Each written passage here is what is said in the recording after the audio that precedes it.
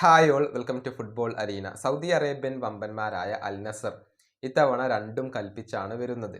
കാരണം പരിശീലകനായിക്കൊണ്ട് ജോർഹെ ജീസസിനെ അവർ കൊണ്ടുവന്നിട്ടുണ്ട്.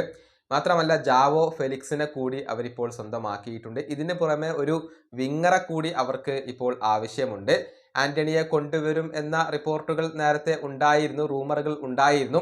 പക്ഷേ മറ്റൊരു റൂമർ കൂടി ഇപ്പോൾ പുറത്തേക്ക് വന്നിട്ടുണ്ട്. മറ്റൊരു ബ്രസീലിയൻ വിങ്ങറായ ലൂയിസ് ഹെൻറിക്കയ്ക്ക് വേണ്ടി ഇപ്പോൾ അൽ നസർ ശ്രമിക്കുന്നു എന്നാണ് അറിയാൻ കഴിയുന്നത്. ചില മാധ്യമ പ്രവർത്തകർ ഇക്കാര്യം റിപ്പോർട്ട് ചെയ്തിട്ടുണ്ട്.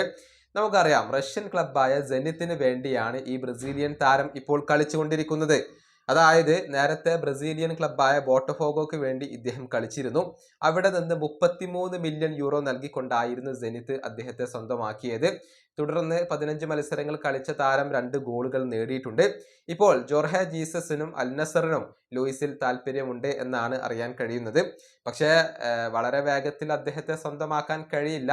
ചുരുങ്ങിയത് 70 മില്യൺ യൂറോയെങ്കിലും അദ്ദേഹത്തിന് വേണ്ടി ചിലവഴിച്ചാൽ മാത്രമായിരിക്കും ലൂയിസിനെ കൊണ്ടുവരാൻ അൽ നസറിന് സാധിക്കുകയുള്ളൂ. ഏതായാലും ഒരു വിങ്ങറെ വേണം എന്നുള്ള കാര്യം ജോർഹെ ജീസസ് ഇപ്പോൾ തുറന്നു പറഞ്ഞിട്ടുള്ള ഒരു കാര്യമാണ്. ലൂയിസ് ഹെൻറിക്കെ ആ സ്ഥാനത്തേക്ക് എത്തുമോ എന്നുള്ളതൊക്കെ കാത്തിരുന്നു കാണാം. ഈ വീഡിയോ അവസാനിപ്പിക്കുന്നു. അടുത്തൊരു വീണ്ടും കാണാം.